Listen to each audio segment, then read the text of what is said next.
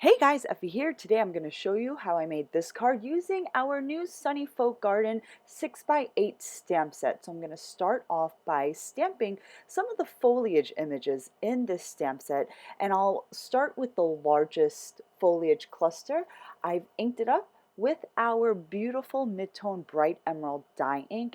I'll start by stamping the bottom left-hand portion of my card panel, and eventually I'll cover about a third of the bottom portion of this A2 size panel.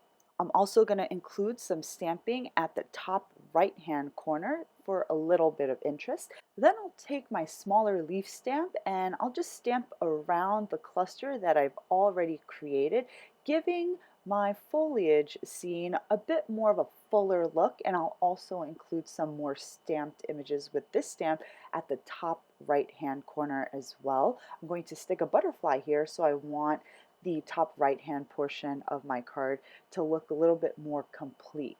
Now that I finish my background panel, I'm going to stamp some additional elements onto a separate piece of cardstock, and for these images I stamped with our hot Tourmaline dye ink, which is one of our darker teal inks. Then I'm going to stamp this 3-layered floral using our Ruby Collection inks. I start off with the rose quartz, then soft garnet, and then for the third layer I use our red Sangria hybrid ink, and what you get is this beautiful abstract stylistic rose image. These images don't have to line up perfectly, so they're very easy to layer. All you need to do is get them in the general vicinity of each other and you get this beautiful stamped abstract stylistic rose as a result.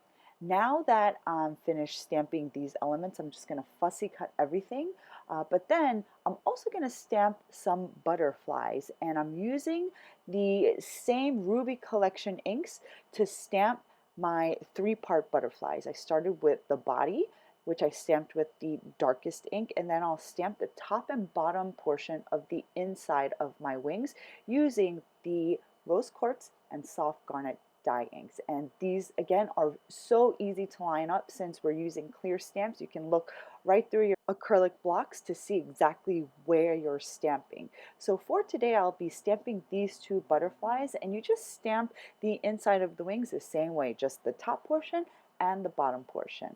The third butterfly in this set is also stamped the same way, but I'm not using it for this project. However, that third butterfly that you don't see in my card today, it is a little larger than these 2, but it is equally as beautiful. I just chose to go with the 2 smaller ones. Now I'm just going to trim my panel about 1/8 of an inch on each side, and then adhere that stamp panel onto an A2 size black panel. Now I'm going to start assembling my card by adding some foam squares behind each element, and then I'm just going to tuck and nestle each element into each other.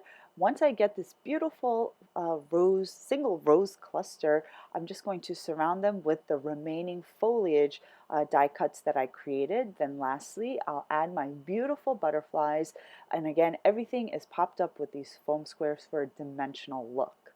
Next, I stamped the sentiment in our Noir dye ink onto white cardstock, and then I just trimmed this into my sentiment strip, which I also popped up onto my card. Lastly, I'll just add some of our shiny gold medallion sequins, which I arranged in visual triangles along the right and left side of my project.